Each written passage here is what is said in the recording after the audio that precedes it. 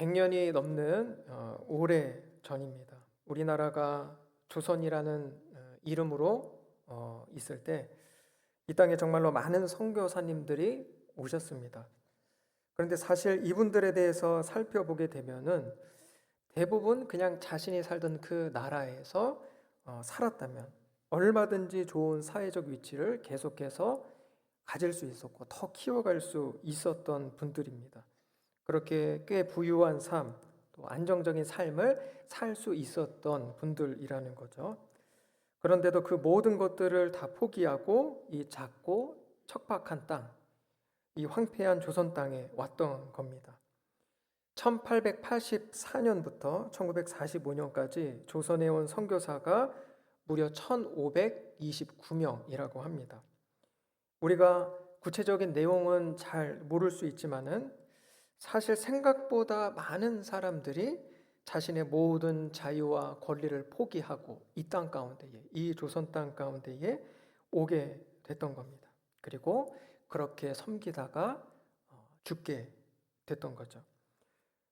우리가 잘 아는 언더우드 선교사님의 경우는 선교사로 조선 땅에 선교사로 오기 위해서 약혼하기로 했던 여성과 파혼을 했다는 그런 글귀를 본 적이 있습니다.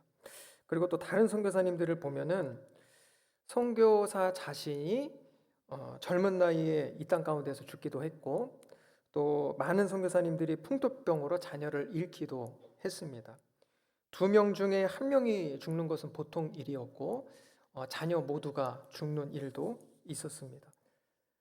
아무도 우리 그 상황들을 이해해주지 못한다 할지라도 그들은 그렇게 자신의 삶을 온전히 들여서 이 땅 가운데에서 복음을 전하고 또 자신의 생명까지도 주님 앞에 드렸던 겁니다. 그런데 그러한 삶을 보면서 많은 사람들이, 특별히 세상 사람들이 정말 바보 같은 짓이다 이렇게 생각했을지도 모르겠습니다. 믿지 않은 사람들이 볼 때는 그러한 삶이 정말로 낭비적인 삶이죠. 너무나도 상당히 낭비적인 삶이 맞습니다. 자신의 삶을 그냥 버리는 것처럼 보일 수밖에 없는 거죠. 그리고 선교사님들에게도 부모님들이 계시지 않았겠습니까? 생각해 보면은 아무리 믿음이 좋은 부모라고 해도 내 아들이, 내 딸이 이름도 들어본 적 없는, 처음 들어보는 이름의 그 작은 땅, 뭔가 발전되지도 않은 그런 척박한 땅으로 선교사로 가겠다고 하니까 그 이야기를 들었을 때 기쁨으로, 정말로 기쁨으로 보내주실 수 있었을까 하는 생각도 듭니다. 그러나 그 수많은 선교사님들은 가족과의 이별의 슬픔을 가슴에 묻고 하나님의 부르심을 따라서 이 황폐한 조선 땅에 종이 되기로 결심을 했던 겁니다.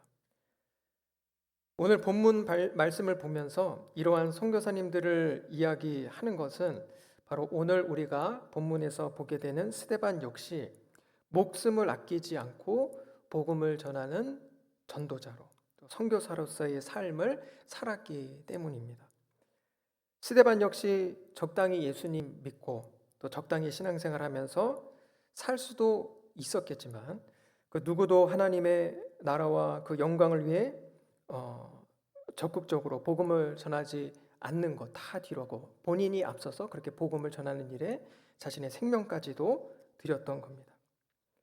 그런데 이러한 스데반 보면은 너무나 일찍 목숨을 잃게 된다는 거죠. 조금 더 길게 하나님께서 사용하셔도 될 것 같은데 너무나도 일찍 목숨을 잃게 됩니다. 사도행전으로 봤을 때는 아직 7장밖에 되지 않았는데 다시 자신의 동족이었던 이 유대인들에 의해서 그들에게 둘러싸여서 이제 돌에 맞아 죽게 됩니다. 자신들의 잘못에 대해서 자꾸 전곡을 찌르는 말을 하고 또 자기들 기준으로 봤을 때 신성모독적인 그런 말을 하니까 격분을 하면서 돌을 던진 겁니다. 우리가 인간적으로 볼 때는 정말로 안타깝고 이해되지 않는 죽음일 수 있습니다.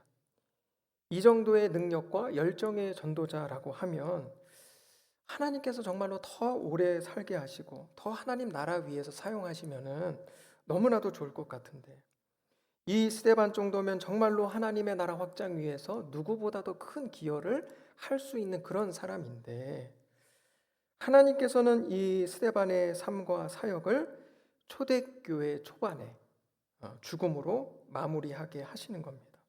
그것도 처참하게 돌에 맞아 죽게 그렇게 하시는 것을 보게 되는 거죠.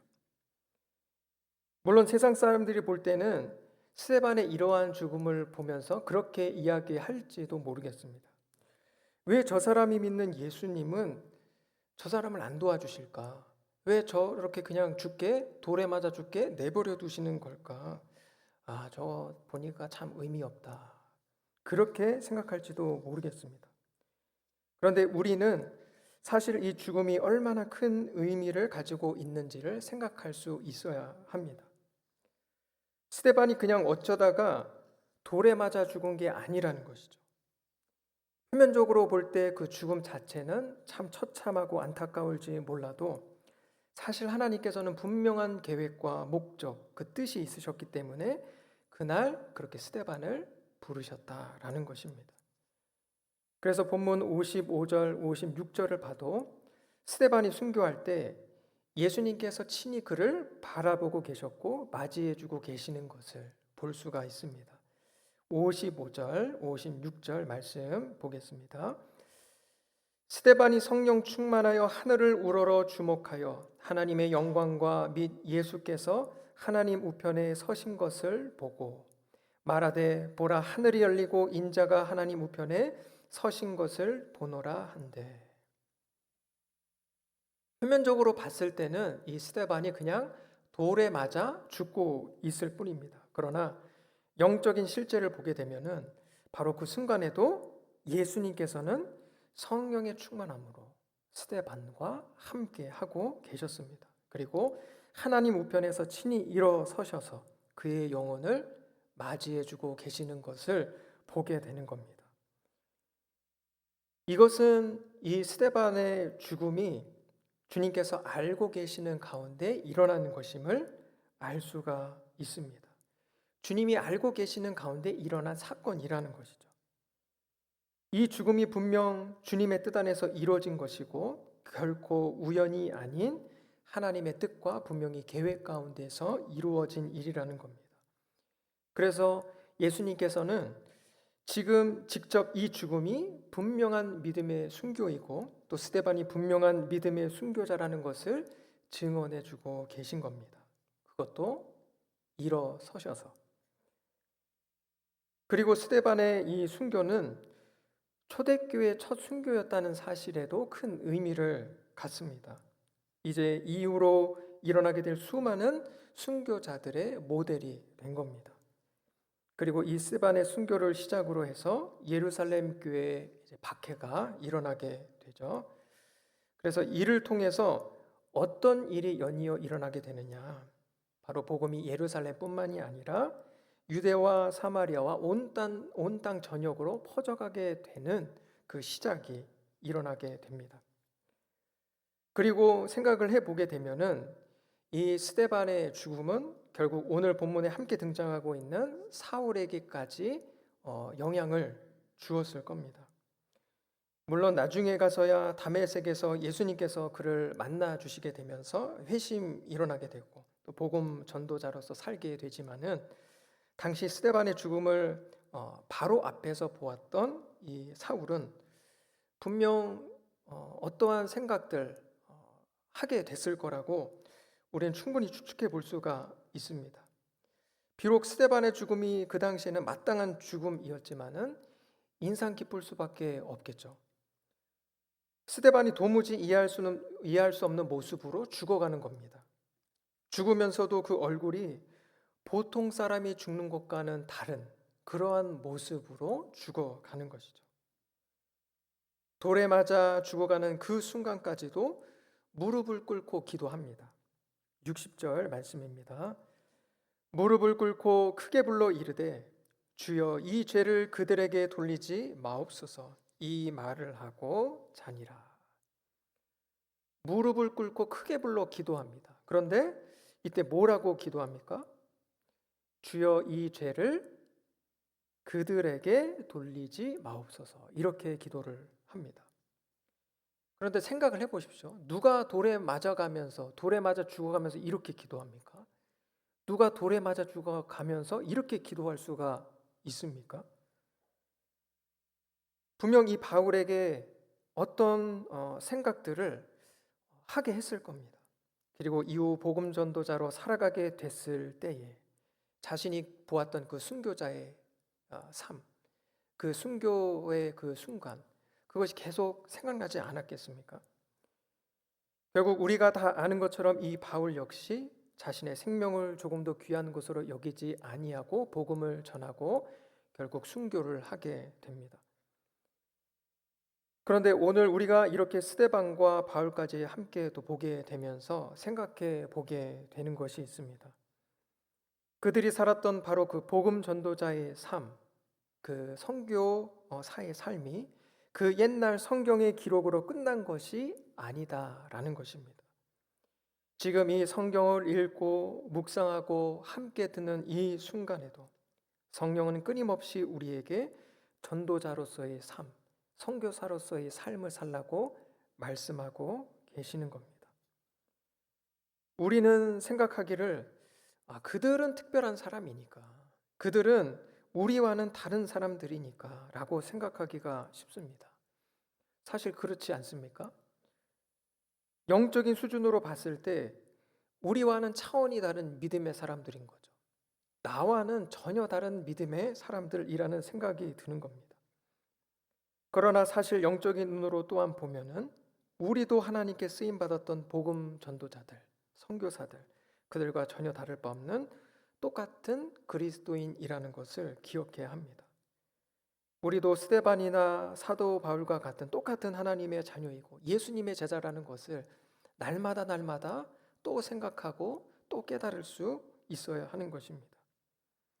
그래서 그들이 품었던 삶의 궁극적인 목적, 복음 전도, 하나님의 나라가 세워지는 것, 하나님이 기쁨을 얻으시고 영광 받으시는 것, 그것이 우리의 삶의 목적이 되어야 한다라는 것입니다.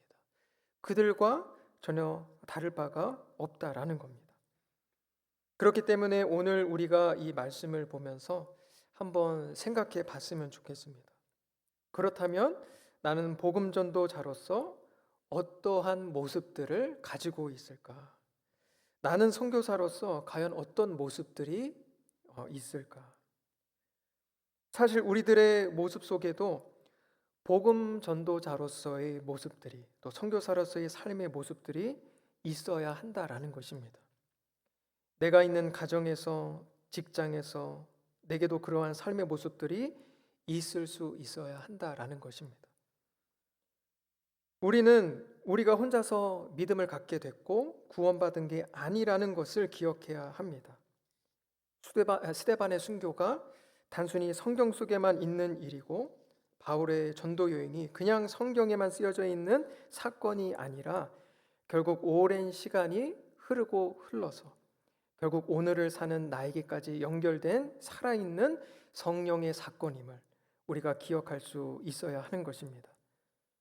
그렇게 스데반의 순교가 오늘날 나에게로까지 흘러오게 된 것이다라는 것입니다.